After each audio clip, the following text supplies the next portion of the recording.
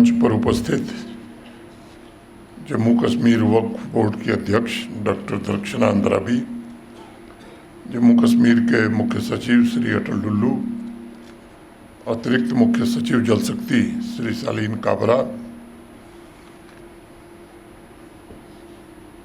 जम्मू कश्मीर के सचिव संस्कृति विभाग श्री BM शर्मा, सभागार में उपस्थित श्री अशोक कौल जी, जम्मू कश्मीर प्रशासन के हमारे सभी वरिष्ठ अधिकारीगण, विभिन्न सामाजिक और राजनीतिक संगठनों के प्रतिनिधि, पद्मश्री SP वर्मा साहब, सभागार में उपस्थित देवियों, सज्जनों और मित्रों, आज विभाजन विभीषिका स्मृति दिवस के अवसर पर हम सभी एक संघ राज्य क्षेत्र UT, एक राष्ट्र, एक परिवार और एक साझा चेतना के रूप में आज इस टैगोर हॉल में एकत्रित हुए हैं। सबसे पहले मैं उन सभी नागरिकों को अपनी भावभीनी श्रद्धांजलि अर्पित करना चाहता हूं, जिन्होंने इस राष्ट्र के बंटवारे के समय अमानवीय यातनाएं सही और अब हमारे बीच वो नहीं है। मैं उनके त्याग, बलिदान और राष्ट्र निर्माण के में दिए गए अमूल्य योगदान को हृदय से नमन करता हूं।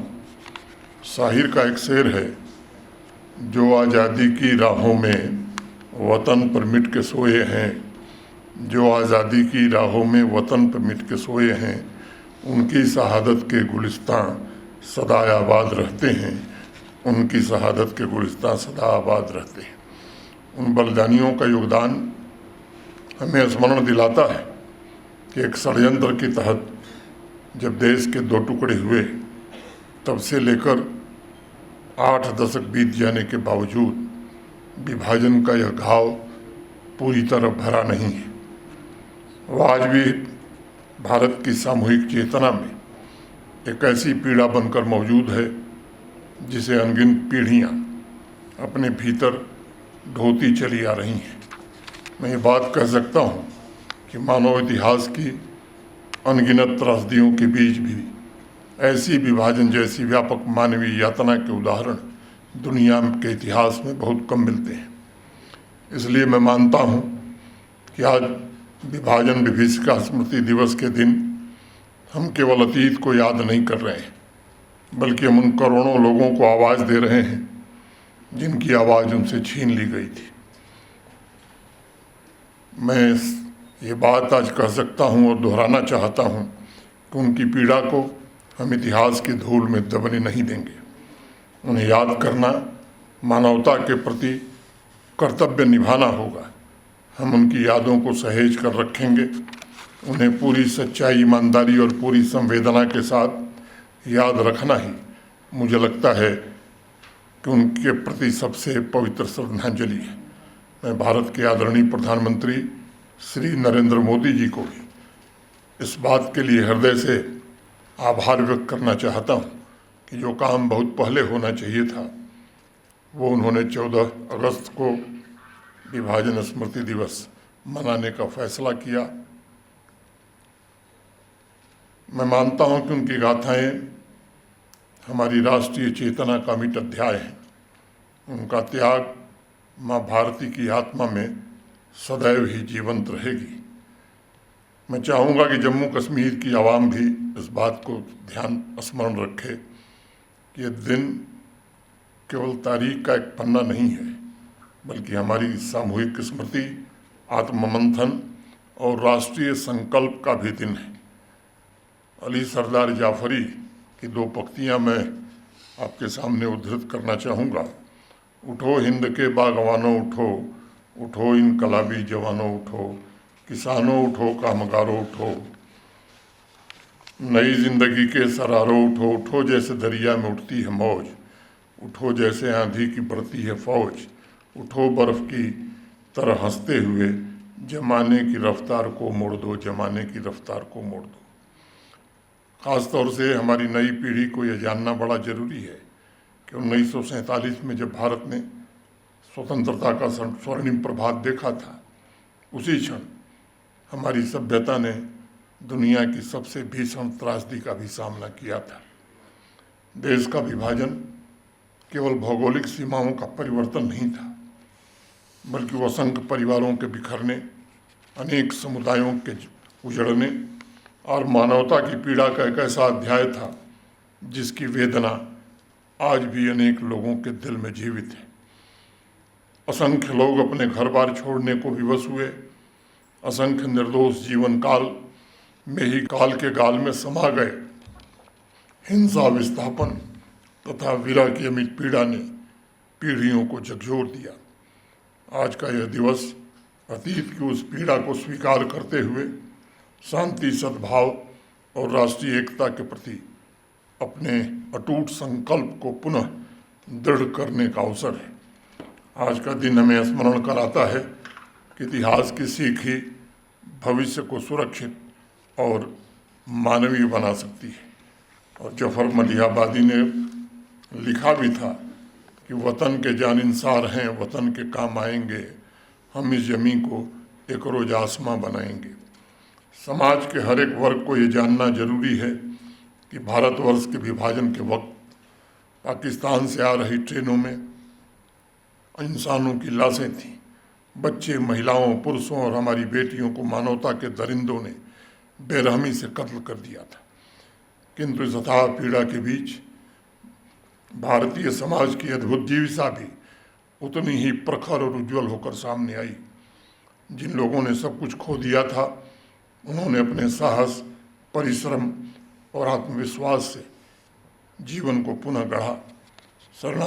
अनेक शरणार्थियों ने भारतवर्ष की कई बंजर भूमि को समृद्ध बस्तियों में बदल दिया। अभी जो वृत्तचित्र हम सब ने देखा है, उससे स्पष्ट रूप से हमें सबक मिला है। विस्थापित परिवार अपने साथ लोक भाषा, संस्कृति, परंपराएं और जीवन मूल्य लेकर आए और उन्होंने सांस्कृतिक धरोहर को और अधिक समृद्ध बनाने का काम किया। उनका संघर्ष हमें विश्वास दिलाता है कि परिस्थितियां चाहे जितनी भी विषम क्यों न हो, मानव आत्मा का साहस हर अंधकार पर विजय प्राप्त कर सकता है। और इसीलिए किसी ने कहा कि वतन की रेत पर हमें एड़ियाँ रगड़ने दो, हमें यकीन है पानी यहीं से निकलेगा। जम्मू कश्मीर की पवित्र धरती पर विभाजन विभीषिका स्मृति दिवस विशेष संवेदनशील और गहन अर्थ रखता है। विभाजन की विभीषिका ने इस क्षेत्र को बहुत ही व्यापक रूप से प्रभावित किया था।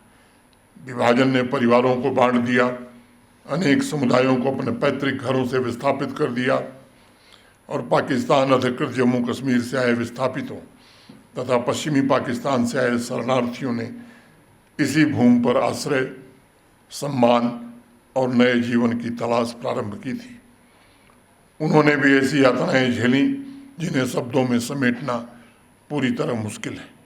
जो लोग उस भयावह यात्रा को जीवित पार कर यहाँ शरण की उम्मीद में पहुँचे थे, उन्हें करुणा और अपनापन यहाँ के समाज ने तो दिया, लेकिन लंबे समय तक उन्हें भेदभाव का शिकार होना पड़ा। लंबे समय तक उन शरणार्थियों को दोयम दर्जे का नागरिक बनाकर रखा गया। देश के दूसरे हिस्सों में जो लोग गए तो हमारे दो प्रधानमंत्री उन्हीं में से बने, डॉक्टर मनमोहन सिंह और इंद्र कुमार गुजराल जी, भारत के उप प्रधानमंत्री श्री लाल कृष्ण आडवाणी, ऐसे अनेक लोग बने। लेकिन जो लोग दुर्भाग्य से जम्मू कश्मीर आए, मुझे लगता है कि उन्हें दोयम दर्जे का नागरिक ही बनाकर रखा गया। 5 अगस्त 2019 के ऐतिहासिक फैसले के बाद देश की संसद ने उन लोगों को भी राजनीतिक अधिकार, भूमि का मालिकाना हक प्रदान करने में मदद की।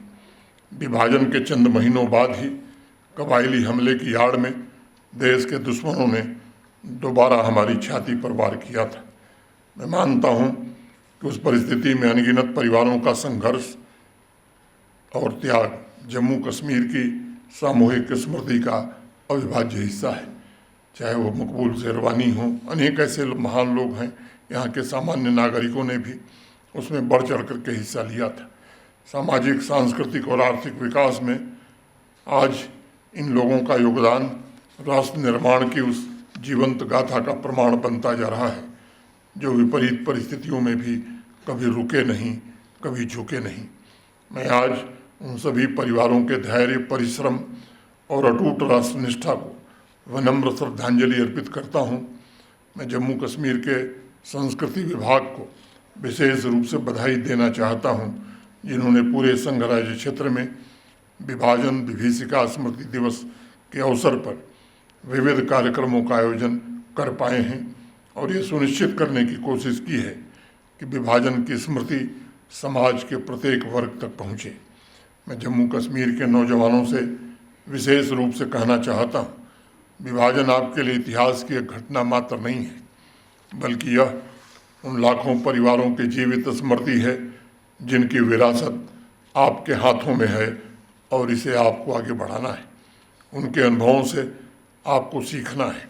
विभाजन वैमनस्य और सांप्रदायिक कटुता के दुष्परिणामों को जिन लोगों ने झेला, उसे आपको समझना है तथा एकता, बंधुत्व और शांतिपूर्ण सहअस्तित्व के मूल्यों को अपने जीवन का आधार बनाना है। जम्मू कश्मीर के नौजवानों को ये सुनिश्चित करना होगा कि अतीत की भूलें भविष्य में कभी भी न दोहराई जाएं। जहाँ कभी दीवारें खड़ी की गई थीं, वहाँ आपको विश्वास का सेतु ब्रिज बनाना होगा।